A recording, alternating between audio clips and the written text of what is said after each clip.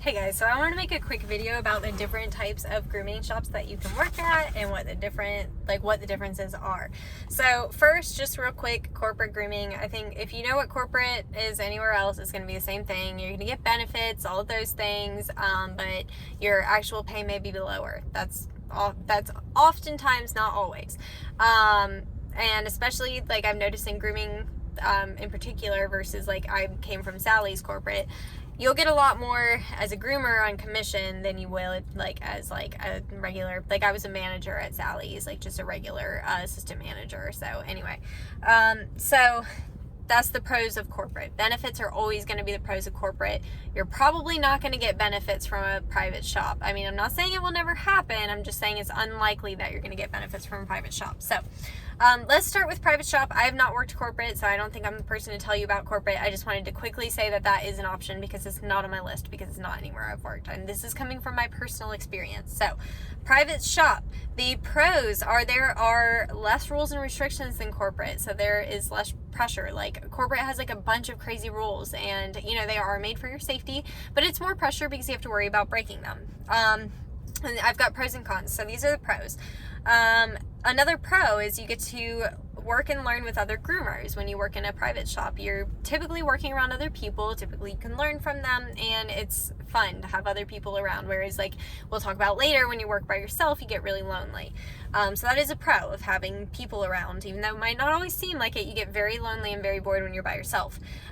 So you can also do more dogs in a day than you can do mobile and house call and those type of grooming. So you can do a lot more dogs in a day, which is good or bad. It's bittersweet. It just depends on your pricing and what works for you. So if you charge a lot and can do a lot of dogs in a day, then that's fantastic. Or maybe you're mobile and you charge more and do less dogs in a day. Just varies. So you can also do a bigger variety of breeds, whereas like mobile grooming, yeah, you can do big dogs, but honestly, most of us mobile groomers are just going to be sending big dogs off to shops that can handle the bigger dogs. So a lot of times mobile groomers and house call groomers, you're going to be missing out on the big breeds, which that may be a problem for some of you guys. You know, some of you guys like the big breeds, so something to think about. So the cons of working in a private shop, because there are less rules and restrictions, there are more safety risks and more cleanliness risks, because there's not a standard for cleanliness and stuff like that. It's all based off of that particular shop owner. There's typically no benefits, which we've already talked about, and the experience varies at private shops. Like you may be working at the best private shop of all time and it was fantastic, or you may be working in the worst private shop of all time and it sucks because there's nothing really governing them and nothing really stopping them. Like they can make their own rules, it's their business. So there's some downside there. Now, the next type of grooming shop I've worked in is a doggy daycare / grooming shop. So this one is like very give or take. Okay, so the pros, let's start with the pros, start positive. So the pros are there are lots of dogs, so you're going to get a lot more experience. You're going to have a lot of dogs coming in and out, a lot more customers coming in and out, so that could benefit you. Usually doggy daycares, especially if they offer boarding too, are busy, so you kind of have some guaranteed customers. I know I used to personally work at Camp Bow Wow. We would have clients that like every week or every other week were scheduled for a bath because their dogs inevitably would get dirty playing. So basically you can count on more dogs in a daycare environment. And again, another and also you experience a lot of breeds in daycare that I don't like always see at grooming shops. Like some grooming shops get them, but like daycare, like I've seen like Basenjis, and I've seen Brussels Griffins and like weird breeds that you wouldn't see as much in like grooming shops. I mean, Brussels you would, but like Basenjis, like you don't see as much of. We had like Shiba Inus, we had Bouvier, Irish Wolfhound, you know, some breeds that I haven't seen in shops. So we did have a good variety of breeds. So you get to see a lot of breeds, lots of confirmation, all that stuff. So another one is, again, working around people. I've worked by myself for a long time, so I can definitely say at this point that working with other people is a pro, because I miss working with other people, and I thought I never would. So I'm putting that as, for me, it's pro to work with other people.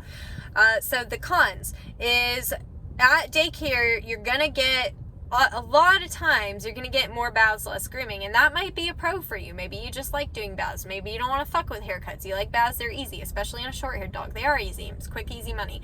But I have also noticed a trend that some clients don't take daycare groomers as serious. And I'm not saying every client. I'm just saying that this is something that happens, that they just assume that the daycare, or that the groomer at the daycare is not a real groomer.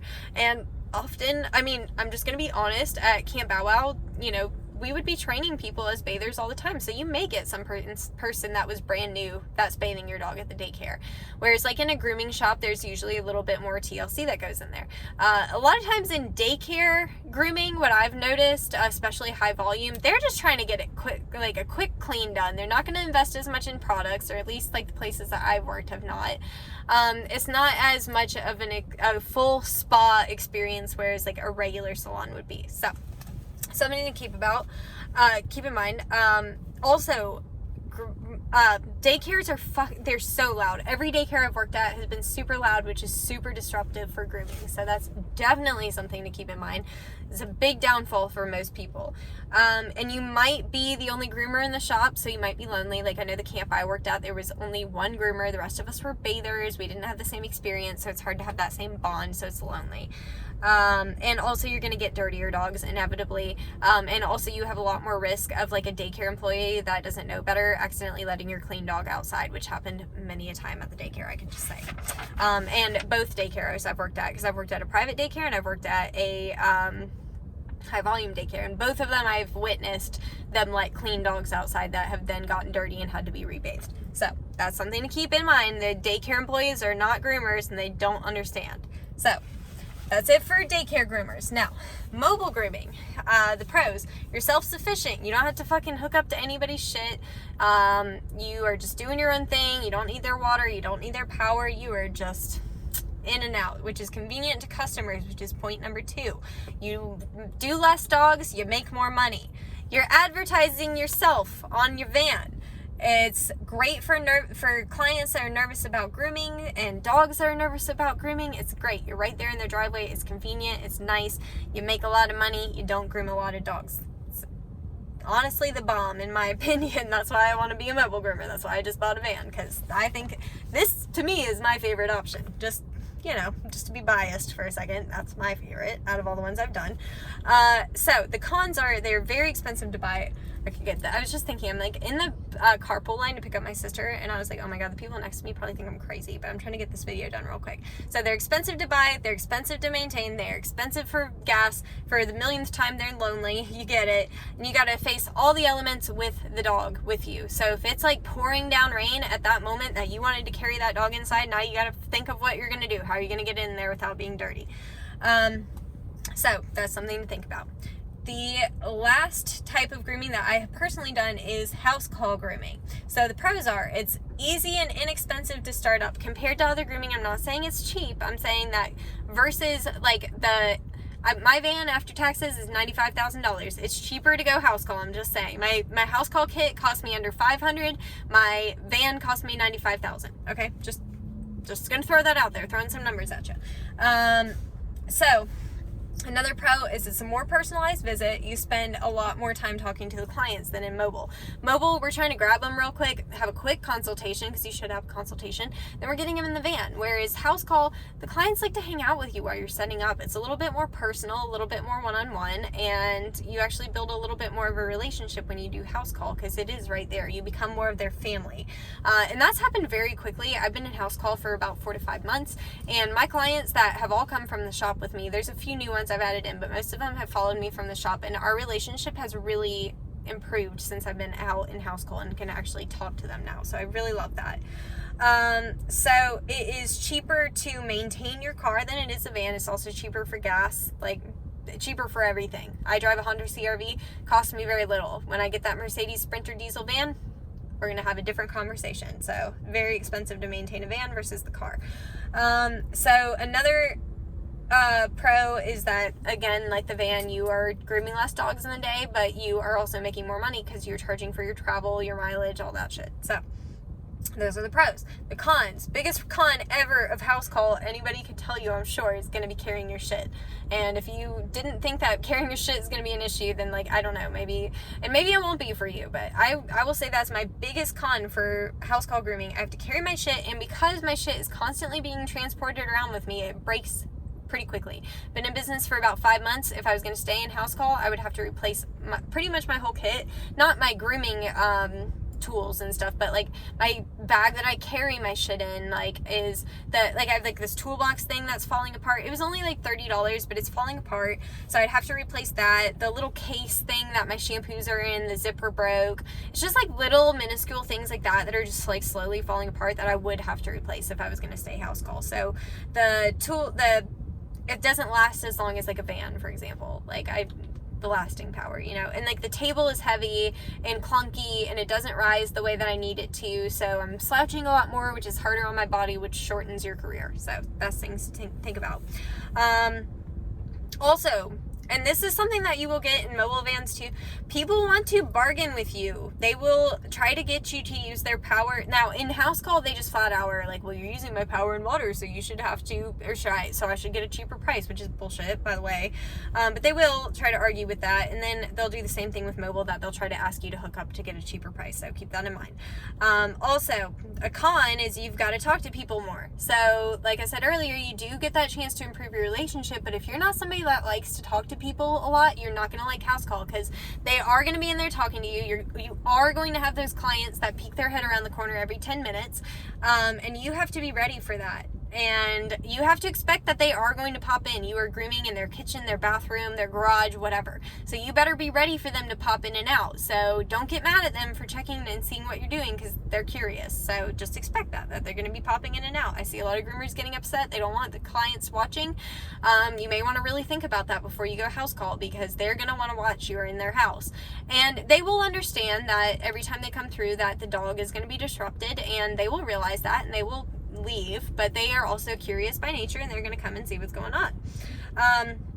Another big con is forgetting things. I forget things often, and sometimes it's very important things that I need, like my loop to keep them in the bathtub I have lost. Not lost, but I've forgotten. Oh, hold on. I've got the guy coming up from Orlando. Hey, Henson. Henson, yes, thank you. Picking up my sister. I don't have the little name tag for my car. So anyway, yeah, so forgetting things is a pain in the ass. I forgot my hound hammock. I know Mel told me, she's my good friend that says house call as well, she has forgotten her Dremel. I mean, it is easy to forget things. And I do it often, which is very frustrating. So that's something to think about. Also, facing the elements, but this time it's with your equipment, which nobody fucking wants to be holding all of their equipment, holding all their equipment out in the rain when you've got like your dryers and shit. Also, customers want to handle your equipment, and it's scary when people are throwing around your shear compartments and shit. So like, think about that when you've got all your shears and stuff in your box. The men are great. The husbands, they I just turned my turn signal on, which is probably unnecessary, but the husbands are great. They want to help you, but just keep in mind, you know, that they're going to be grabbing your stuff. So make sure, like, I have my shear cases and stuff like extra contained, so that they're not going to accidentally break any of my shears, because if they did, that's on me. I would never even mention to them that something got damaged because they tried to help me carry it. Like, I'm not going to punish them for doing something nice for me. So anyway, as you probably have noticed, I'm pulling up. I'm about to get my sister in the car. She's going to want to tell me about her day. So I love you guys. I hope that this video maybe told you a couple things you maybe didn't know about different types of grooming options and what you can do with them. And yeah, the options that are out there. So, and stuff that I have personally tried. But yeah, I had written up this video. I was going to make it in a collab with somebody, and it ended up not working out, and I had already taken the time to map up this video, so I was like, screw it, I'm gonna do it on my own channel. But anyway, my sister's about to get in the car. I love you guys, and I will see you in the next one. Bye.